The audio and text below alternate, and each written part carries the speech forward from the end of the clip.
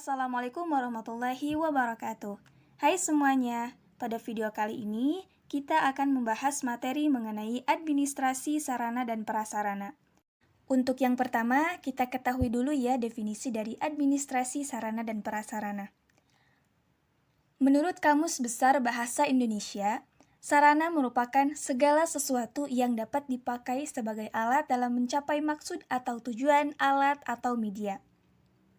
Kemudian, prasarana adalah sebagai segala sesuatu yang merupakan penunjang utama terselenggaranya suatu proses seperti usaha, pembangunan, proyek, dan lain sebagainya. Kemudian menurut Priyansa dan Garnida pada tahun 2013 menyebutkan bahwa sarana dibagi menjadi dua bagian. Yang pertama, sarana berupa alat, yaitu alat yang digunakan untuk melaksanakan proses kegiatan kantor, perlengkapan kantor, dan bahan habis pakai. Yang kedua, sarana berupa informasi, yaitu sarana yang berupa buku, peraturan, majalah, internet, lembar informasi, dan lain sebagainya. Prasarana juga dibagi menjadi dua bagian. Yang pertama, perabot dan tata ruang kantor, yaitu perabot yang meliputi meja, kursi, perabot sistem, tempat kerja unit peraga visual, dan lain sebagainya.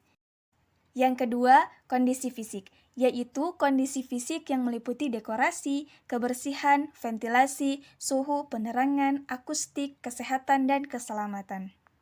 Next, kita ke poin yang kedua, yaitu jenis-jenis sarana dan prasarana.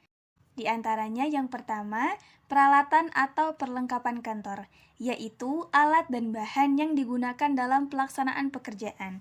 Contohnya seperti stapler, gunting, perforator, dan lain sebagainya. Yang kedua, mesin kantor, yaitu mesin yang bekerja secara mekanik, elektrik, maupun magnetik yang digunakan untuk menghimpun, mencatat, dan mengolah bahan-bahan keterangan. Contohnya seperti komputer, scanner, mesin fotokopi, dan lain sebagainya. Yang ketiga, mesin komunikasi kantor, yaitu alat atau mesin yang digunakan untuk berkomunikasi. Contohnya seperti telepon, intercom, faksimiles, dan lain sebagainya. Kemudian yang keempat, perabot kantor, yaitu benda-benda kantor yang terbuat dari bahan kayu atau besi. Contohnya seperti meja, kursi, dan sofa. Kemudian yang kelima adalah interior kantor, yaitu semua jenis barang yang berfungsi untuk menghiasi ruangan kantor. Contohnya seperti lukisan, lampu, vas bunga, akuarium, taman, dan lain sebagainya. Dan yang terakhir adalah tata ruang kantor, yaitu pengaturan ruangan kantor serta penyusunan alat-alat dan mesin-mesin kantor pada letak yang tepat sesuai dengan luas ruangan kantor. Tujuan adanya tata ruang kantor ini adalah untuk memperlancar proses kerja serta menimbulkan kenyamanan dan kepuasan bekerja bagi para pegawai. Next, kita ke poin yang ketiga, yaitu tujuan administrasi sarana dan prasarana. Menurut Santa Maria yang dikutip oleh Purwanto pada tahun 2016, menyebutkan bahwa tujuan administrasi sarana dan prasarana di antaranya sebagai berikut. Yang pertama, menyediakan sarana dan prasarana sesuai dengan kebutuhan. Yang kedua, menyediakan informasi tentang sarana dan prasarana untuk pengawasan dan pengendalian serta pengambilan keputusan.